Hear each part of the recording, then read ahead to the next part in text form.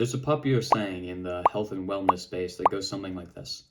Physical health is 80% diet and 20% exercise. I think in some cases that claim is quite valid, but in other cases it falls short. Let me break it down for you. So where do I think this heuristic works? In terms of weight loss, I think it holds quite true. I would agree that diet is more important than exercise when it comes to weight loss. I believe it's much harder to outrun a bad diet, so to say, than it is to just put the fork down, really.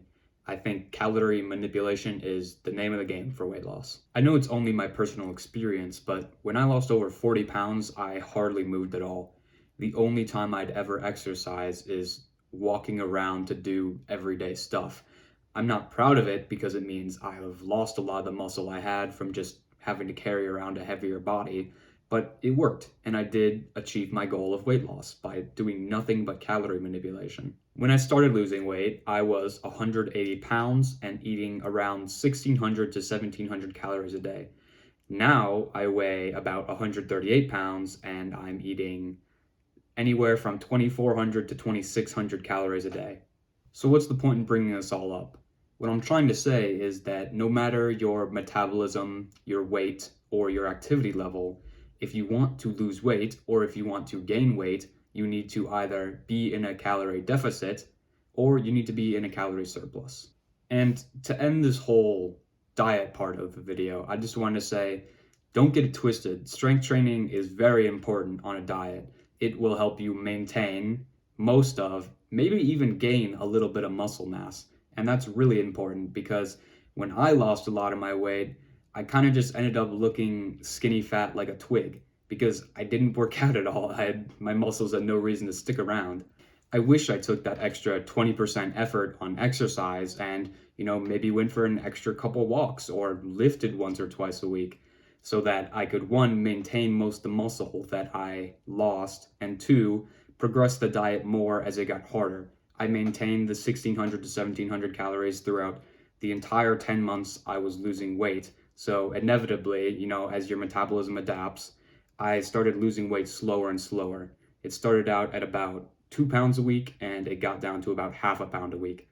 But if I had put more effort into physical activity, I could have increased that rate to maybe a pound a week and I could have dieted down even a bit faster. Now, where do I think this heuristic falls a bit short? When it comes to any physical goal, I think it doesn't quite work as well. And this is because you can have the perfect sleep routine, the perfect diet, the perfect everything else, but if the training sucks, you're not going to get better at the training. On the other hand, you can have immaculate training, but have horrible sleep, horrible diet. You could drink, smoke, and party every weekend, and you would still make some progress. When it comes to training and diet, I think of it sort of like an if-then statement. If your training is locked in, then you can leverage nutrition. But it doesn't work the other way around. I'll use the example of hypertrophy training because that's what I'm most familiar with.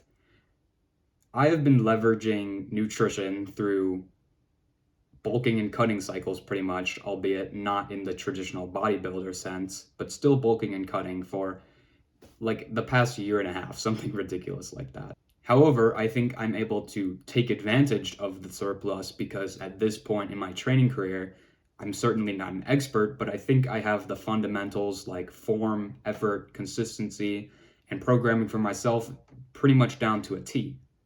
But I'll also keep it real with you. When I first started training, I was in a deficit. I had lost 40 pounds, gotten into lifting, and then over the next year, lost another 12 or so pounds. Yet, even though my nutrition was, inferior, I was still making gains, and that's probably due to just newbie adaptations. But nonetheless, my diet, sucked, and I was still progressing. It's kind of embarrassing to admit, but even in my, the newbie gains phase, I had hit a wall, and I've never been very strong or particularly big. So I've been able to leverage nutrition to really boost me up. I think that nutrition going into the surplus in the past year and a half has really been one of the biggest things propelling me forward. When I first started, if I had been at maintenance or even a slight surplus, would I have gained more muscle? Absolutely. I would have been further along. than I am now. But do I regret doing that? No, because I still made progress and it allowed me to find my footing. My ability to train was really nothing spectacular. If I had gone into a surplus at the time, to be honest, I probably just would have gotten fatter because I just wasn't very good at training. I think that improving your training is going to get you better results than improving your nutrition. Nutrition is just like that next level on the hierarchy of focus. But for basically everyone from complete beginners to very advanced lifters who know themselves very well, I think the training is more important than the nutrition. Once you find your footing, once you have a pretty good idea of what you're actually doing, then I think you should start doing things like manipulating calories, maybe going into a slight surplus, maybe manipulating your macros, seeing if you feel better on low carb, high carb, or maybe even no carb. Overall, I don't think this 80% diet, 20% exercise is that bad of a heuristic. And I think if your goal is to lose weight, then you should definitely focus on nutrition. And when it comes to nutrition, I mean things like eating foods that don't cause you digestive stress, eating very nutrient dense foods, eating foods that keep you full, and pretty much above all, honestly, just having the discipline to endure hunger and push towards your ideal physique. I think those two things are pretty much the pillars of what makes weight loss successful.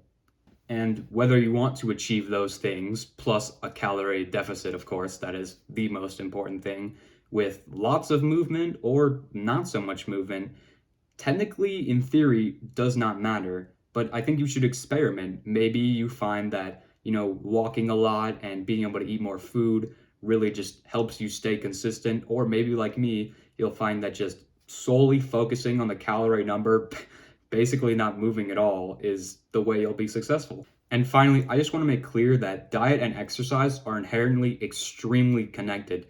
You really can't have one with the other, and they both impact the other a lot. On the other hand, if you have a physical goal like gaining strength, gaining muscle, gaining flexibility, or gaining endurance, I would definitely put your training a peg above nutrition. I think you should be adapting both your diet and your training as you learn more about your art and you learn more about how your body responds. I just think that if your goal is physical, the training should come first because the training is the thing that causes the stimulus. Have a good day, you guys.